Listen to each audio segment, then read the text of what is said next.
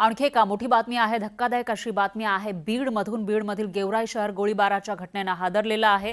शहरामध्ये एका महिलेवर अज्ञातांनी गोळीबार केलाय। बीडच्या गेवराईमध्ये दिवसा ढवळ्या तरुणीवर गोळीबार करण्यात आला आहे। छातीत गोळी लागल्यामुळे तरुणी गंभीर जखमी झाली आहे। तर गोळीबाराच्या दुसऱ्या दिवशी पोलिसांनी दखल घेतल्याची माहिती आहे आणि पोलिसांवर याविषयी गंभीर स्वरूपाचे आरोप केले जातात। दरम्यान त्या तरुणीला कुठेही गोळी लागलेली आहे, त्याची दृश्य एक्सरे मध्ये जेव्हा ही कैद झालेली आहे ते गोळीचं होल ते सुद्धा आपण बघू शकतोय। तर बीडमध्ये हा गोळीबार झाला आहे का तरुणीवर दिवसा ढवळ्या काही अज्ञातांनी गोळीबार केल्याची माहिती समोर येते आणि त्यानंतर बीडचं गेवराई शहर हे हादरलेलं आहे।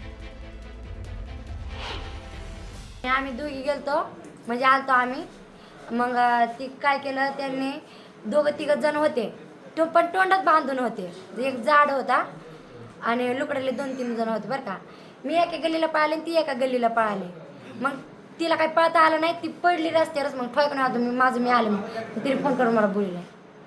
कुठं पडली, कोणतं गाव? गेवराईला।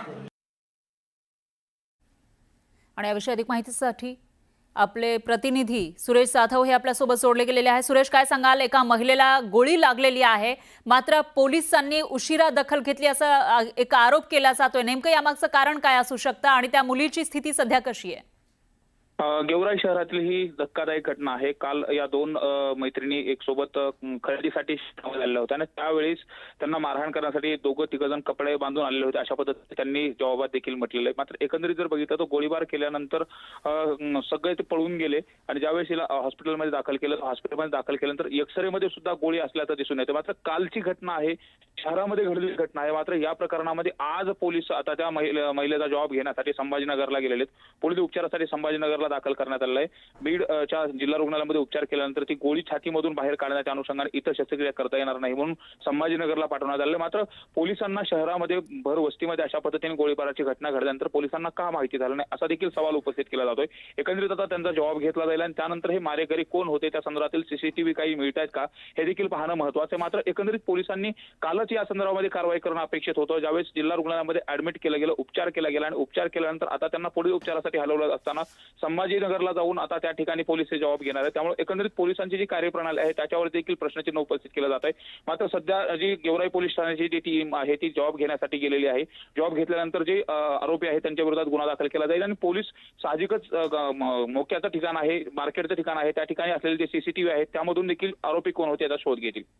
बरोबर आहे, शोध तर घेतील, मात्र एक दिवसानंतर दखल घेतल्याचा आरोप होतोय। आणि सुरेश, आपण हे एक्सरे बघतोय त्याच्यामध्ये गोळी छातीवर लागल्याचं दिसतंय। नेमक्या किती गोळ्या झाडण्यात आल्या होत्या आणि त्या मुलीची स्थिती सध्या कशी आहे?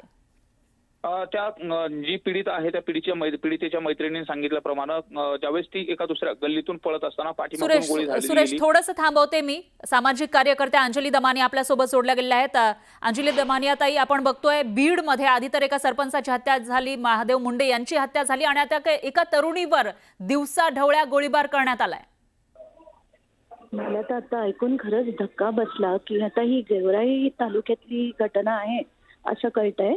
आताच्या घटनेला ती जी गोळी झाडली गेली तो कोण व्यक्ती होता, त्याचे जे लायसन्स गन होती, लायसन्स नव्हती, या सगळ्या गोष्टी आता बघायला लागणार आहेत। पण मला वाईट एवढ्या गोष्टीचं वाटतं की यांची दहशत संपत कशी आणि कारवाई करायला प्रत्येक वेळेस एवढा वेळ का लागतो।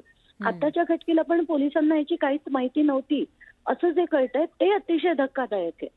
आणि मला तर तीच भीती वाटते, आता त्या बाईंना एक्सरे मध्ये ती गोळी दिसतेय असं सांगितलं जात आहे। पण वाईट वाटतं हे सगळं की आपण अजूनही कुठच्या दिशेने जातोय आणि काय तर दहशतवाद कधी संपणार बीड मधला परमेश्वराला माहिती।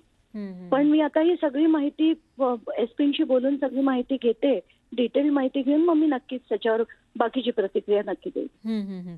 अंजली ताई, धन्यवाद तुम्ही दिलेल्या या प्रतिक्रियेसाठी। तर ही दहशत कधी संपणार असा सवाल त्यांनी उपस्थित केलेला आहे का तरुणीवर आता दिवसा ढवळ्या गोळीबार करण्यात आला आहे, त्यामुळे बीडमध्ये नेमकं काय चाललंय असा सवाल उपस्थित होतोय।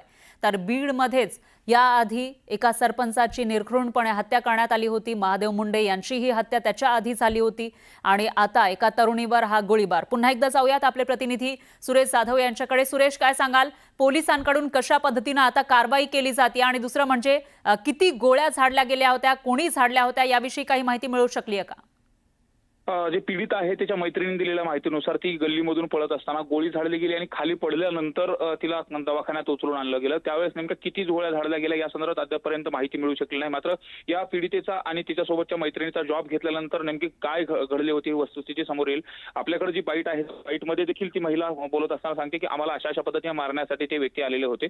मात्र या प्रकरणामध्ये आज पोलिसांनी आता जॉबासाठी टीम जी आहे ती संभाजीनगरला गेलेली आहे। त्या प्रकरणाच्या अनुषंगानं काही नवीन माहिती मिळते का हे देखील पोलिसांकडून शोधण्याचा प्रयत्न केला जातो। मात्र यात महत्त्वाचं म्हणजे ज्या पद्धतीने डिले झाला, कारण मार्केटमध्ये अशा पद्धतीने गोळीबाराची घटना घडते आणि त्या प्रकरणामध्ये पोलीस एका दिवसानंतर उशिरा हे करतात, त्यावरून देखील पोलिसांवरती प्रश्नचिन्ह बरोबर आहे सुरेश। त्याच्यामुळे आता यामागे नेमकं काय स्पष्टीकरण पोलिसांकडून दिलं जातं ते बघावं लागेल आणि त्याचबरोबर हा गोळीबार करण्याची हिंमत त्या लोकांमध्ये कशी काय आली, बाजारामध्ये मार्केटमध्ये खुलेआम दिवसा ढवळ्या हा गोळीबार ते कसा काय करू शकले हा एक सवाल आहे। धन्यवाद तुम्ही दिलेल्या या सविस्तर माहितीसाठी।